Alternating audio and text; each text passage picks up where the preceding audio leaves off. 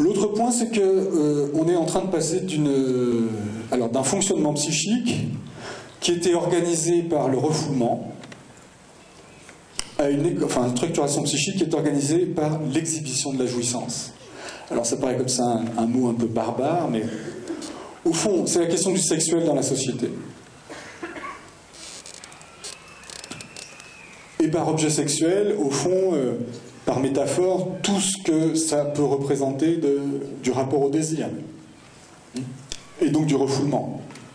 Désir, un objet, le désir par rapport à cet objet, une loi, un interdit, et le refoulement.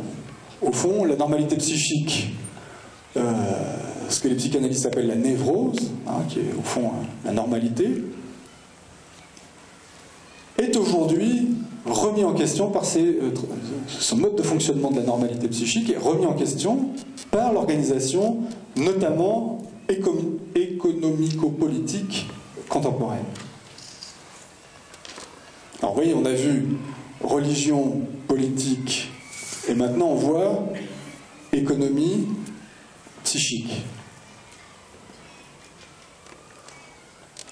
Alors c'est quoi cette exhibition de la jouissance? C'est-à-dire, c'est évidemment, je ne vous parle même pas de la pornographie, etc.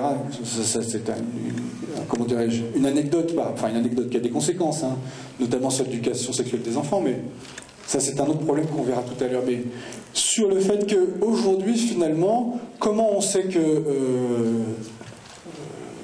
ce que l'on vaut dans la société et comment on peut mesurer sa valeur et sa place, c'est par l'exhibition de ces objets de jouissance.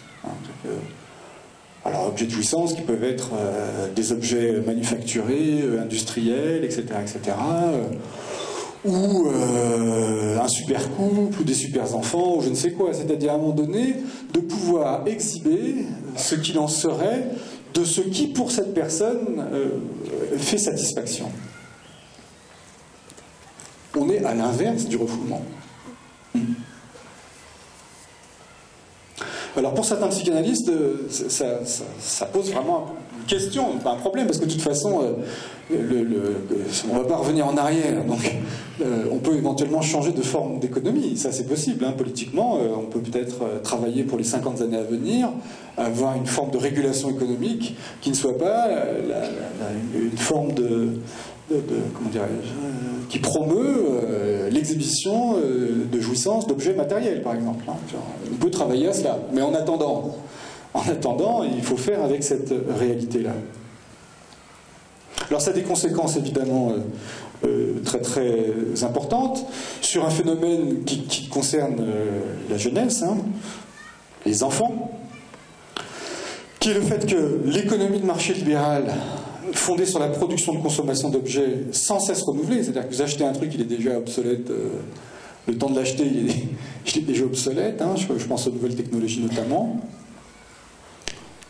crée une forme symbolique tout à fait particulière, qui nous travaille inconsciemment, qui est le fait que, comme il existerait une infinité d'objets de satisfaction, il n'est pas supportable qu'on soit limité ou restreint dans cette jouissance. Ça, c'est une conséquence logique. Et notre inconscient est logique. Voilà. Dans la mesure où les objets sont sans cesse inépuisables, eh bien, pas de limite. Pas de limite. Le deuxième impact aussi au niveau psychique, mais je pense que Jean-Paul Gaillard y reviendra, c'est le fait que, du coup, si avant on avait un objet qui était vraiment mythifié et qui faisait l'objet d'interdits et de régulations fortes qui était la sexualité, aujourd'hui la sexualité devient un objet parmi les autres. D'ailleurs on commence à voir des revendications symptomatiques, symptomatiques au sens où ils nous disent quelque chose sur le fonctionnement, pas au sens pathologique, des gens qui disent la sexualité ça ne m'intéresse pas. Et là, vous avez des gens qui regardent comme des gens bizarres, quoi. Ça ne les intéresse pas. Non, pourquoi ça a plus qu'autre chose? Et je ne vous parle pas de personnes âgées, avec tout le respect que j'ai pour la sexualité des personnes âgées, mais je parle de jeunes qui ont 18, 19 ans, 15 ans, 16 ans, qui, a priori, devraient être complètement préoccupés par ces affaires, et qui objectent à cela. Et on ne m'intéresse pas. Donc ça veut dire qu'aussi, on va avoir des passages, et probablement que la multiplication des addictions et toutes nos thématiques sur l'addiction, la dépendance, etc., prolifèrent aujourd'hui, parce que finalement, dans la mesure où les objets de jouissance sont indéfinis, multiples et tous de même valeur, être addict à ça ou à autre chose, ça peut tout à fait tourner. Donc ça fait dire à certains qu'on rentre dans un monde psychique sans limite, et la conséquence, évidemment, d'un point de vue sociétal et éducatif, pour nous, éducateurs ou thérapeutes, c'est comment réintroduire la question des limites dans un monde qui se structure sans limite. Et ça ne va pas de soi.